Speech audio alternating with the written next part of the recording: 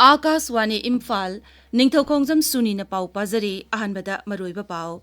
Security Force nangarang tongan mamapam singda thibu humugi thabak sathabada lalhobo yauna kusukulai kaya phagat kre. Haukiba ahing nong yaida nong leptana chubadagi none jilagi khobum tambak ising thumjille amasong Unique Identification Authority of India na haire sahi taret ki mathakta laiba angang sigi mama mapa singda athuba matamda angang singbu biometric update tawbiyu.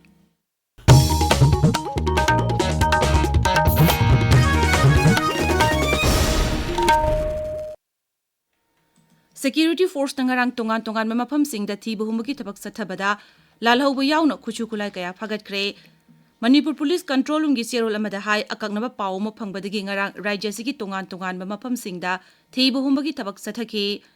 Bisnupur jila gi Kumbi Police Station konba laingobi maning lekai digi aina thingkraba lalholup RPF PLA gi kadarama fakhe mak Myanmar da numit kuntrani gi training phanglaba myoini haire. Amaromda Security Force nangarang Imphal East, Imphal West, Bisnupur, Thoubal amade Kakching jila gi tongan mamapam singdagi yamlaba khusu kulai kaya amasu phagat bangam ke.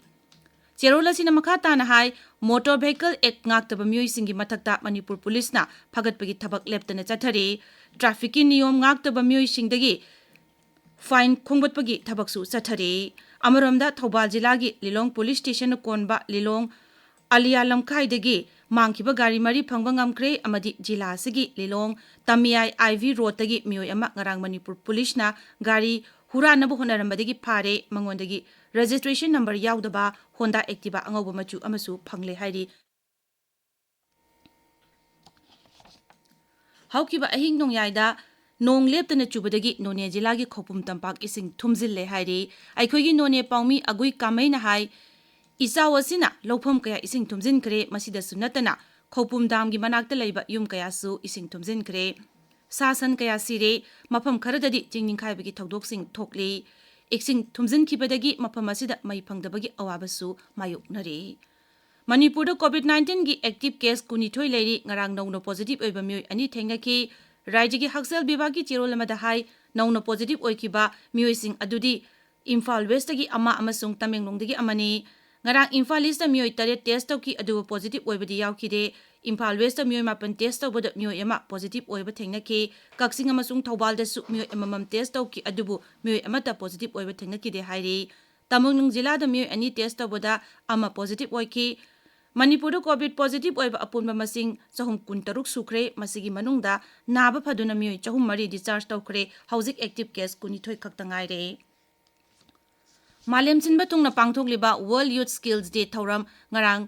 Divisional Forest Officer Chandel na chinduna jila asigi liwa chaningda leiba St Paul's Higher Secondary School da pangthokre thormadu da saruk yaraduna Chandel gi DFO Dr. N Munal Maitai na hai malem asida mioibe yauna jiba singbu wata padana hingali adubu aikhoi mioibana mausa lairembi ga kayamuk yamna nungsinana hingminari haibasi achauba wahang ama oire mangna hai Bharat ki apunba misingdagi Sada Yankhaidi Chahi Kunmangagi Makhada Leiba Nahasingni Maramaduna Laibag ama sembada amadi Laibag adbu chakhothanbada Nahasingi achaubu thodang lei. Haukiba Chahi Lisingani Taramaridagi Bharat Sarkarna Skill India Haudokrabasu Laibag asigi Skill Index asi sumnatagi chada maridasmik taruk mapan khaktamak oire. Thormaduda Youth Empowerment through Artificial Intelligence and Digital Skill haiba hiramasigi matangda akhang ahi kaya yauna kupna khanane nakhe. Thormadu St. Paul's Higher Secondary School gi Principal Benjamin Kodai su saruk yakhe. Palan thormasi Bharat Lanmina su ngarang Manipur gi tongan mapam sing da pangthoki Imphal West jila gi Kurkul da Sardar Patel High School da pangthoki ba thormadu da mairoi sing da Artificial Intelligence amadi anoba technology kaya gi matang da khanganabagi pandam da Digital Skill Awareness Program ama pangthoki Lanmi gi miyoi sing na sarkar gi thorang sik maroina Digital India AI for Youth Pradhan Mantri Kausal Vikas Yojana amadi Atal Innovation Mission gi matang da mairoi singda khangan ke Bisnupur jila gi Moirang da laiba Moirang Multipurpose Higher Secondary School da pangthokiba palan thauram aduda class 11 amadi 12 tamliba mairoi singna awangba thaki mahi tamnabagi kanaba kaya piba motivational session pangthoki masida sunatana Bharat Lanmina SBI Foundation amadi National Integrity and Educational Development Organization ga khusamnaduna paikhatliba tongan ba thaurang kaya gi matang da su mairoi singda khangan ke amaromda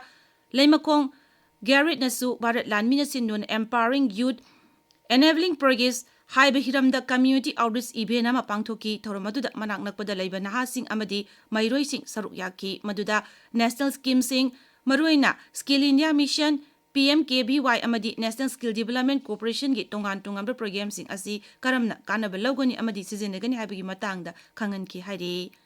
Imphal West Jilla gi Yurembam gi Tagel Subdivision kon ba Hekruzam Khajiri amadi Kamung na chingba mafam singda lakadorba numit kharani asida mai sang naina phangdaba yai hari MSPDCL na thokpa chirol amada hai Yurembam Subdivision gi Western Federna May piba consumer singi may matam khara sang nairaroi maramdi hairiba federasi haujik semjin sajin bagi thabak chathari tabiriba pawasi Akashwani Imphal dagini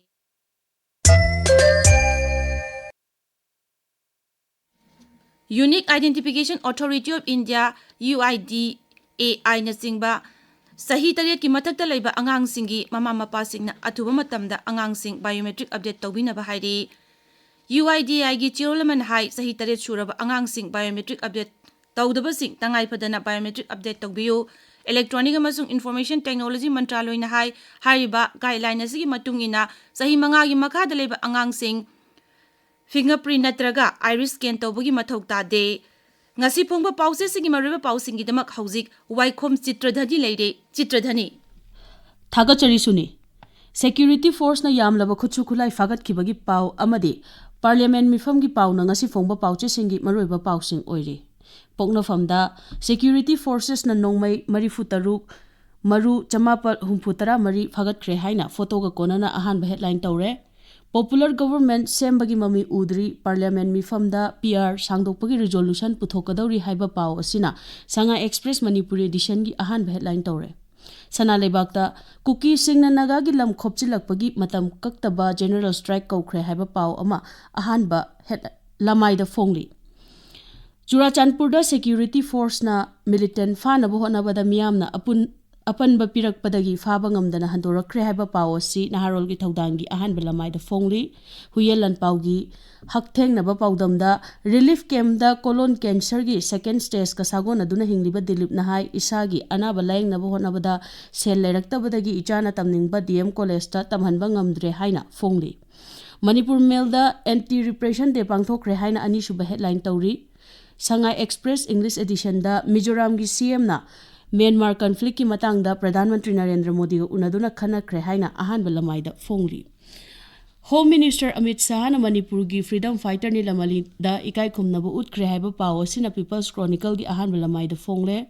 Hills Hornbill Express da Modi Sarkar na bill nipal pukhat kadauri masida Manipur da President rule sangdokhanbagi wafam yaurok payari haina ahanba headline tawri Ganfu Melda Foothills Naga Coordination Committee na tha sigi tara nipal dagi naga taba lamsing da matam kaktaba blockade amadi general strike kaukhre haina anishuba headline tawri Tamenglong Times da napsa gi cheng fanghandabagi mayokta Tamenglong gi tongan ba CSO sing punsinduna jila asida achauba rally ama tha sigi tara nipal da chatkadawri haina fongli Suni Thagachari Chitradhani aroibada maroiba pau amok Security Force tangarang tongan mafam singda thibu humbagi thabak chathabada lalhauba yauna khuchu khulai kaya phagat khre haukiba ahing nongyaida nong leptana chubadagi Nonia Jilagi khokpum tampak ising thumjille amasong Unique Identification Authority of India na hairi sahi tariat ki mathakta leiba angang singi mama mapa singda athuba matamda angang singbu biometric update tawbiyu pauloi jare